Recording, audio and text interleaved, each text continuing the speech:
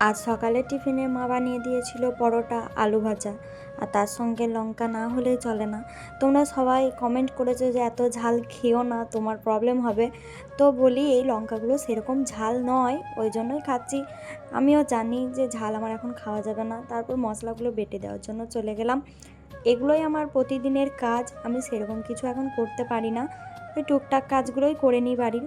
তারপরে শাশুড়ি মা রোদেতে তেঁতুল দিয়েছিল শুকাতে, ওইখান থেকে নিয়ে এক পিস খেয়ে নিলাম। আর এই যে ব্ল্যাঙ্কেটটা রেখে দিয়েছিলাম ওর জন্য কাচার জন্য, কিন্তু ও তো ঠিকঠাক পারছিলই না, ওই জন্য আমাকেই নামতে হলো। যেহেতু আমি এখন ভারী কাজ করতে পারবো না, তাই ওকে বলেছিলাম কাচার জন্য, কিন্তু ও তো পারলোই না। তোমরা হয়তো বলতেই পারো এখন ক্যাব ব্ল্যাঙ্কেট কাচে, আমি এখনও পর্যন্ত ব্ল্যাঙ্কেটই নিচ্ছিলাম ঢাকা, ওই জন্যই কেচে দিচ্ছি এবারে।